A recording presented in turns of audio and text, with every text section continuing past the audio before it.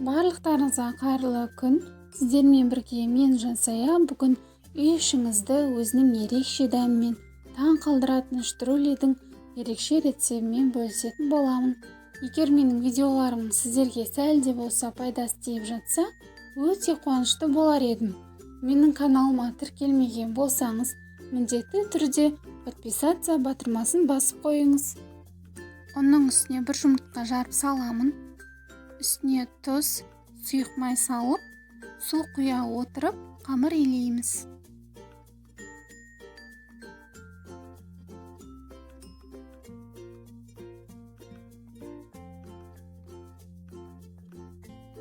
Қамырымды илеп болдым.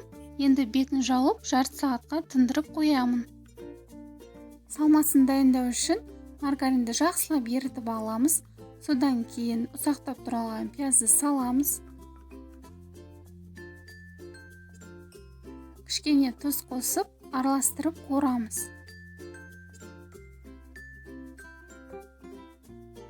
Дайын болды, енді астын өшіріп, суытып қоямыз.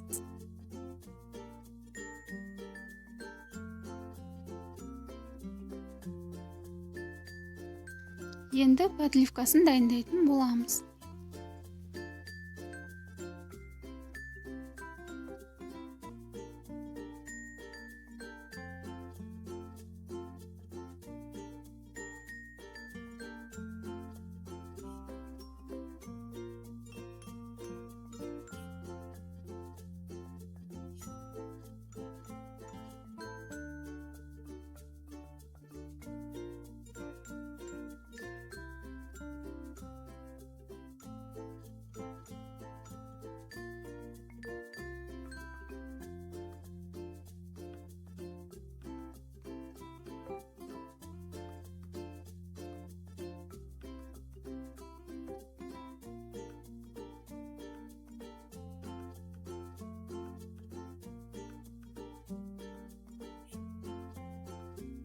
Қамырымның июі қанды, енді қамырымды жаятын боламын.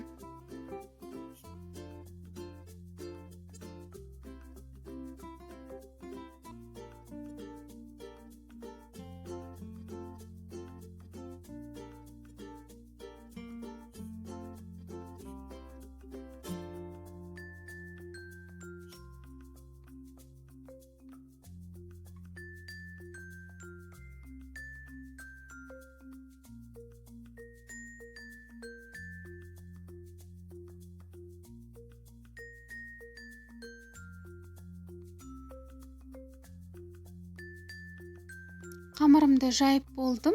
Енді үстіне салмасын осылай салып шығамын. Барлық жеріне тиетіндей ғып жағамын. Осылай ораймын. Ашылып кетпеу үшін бекітіп, кесіп шығамын. Міне осындай болу қажет.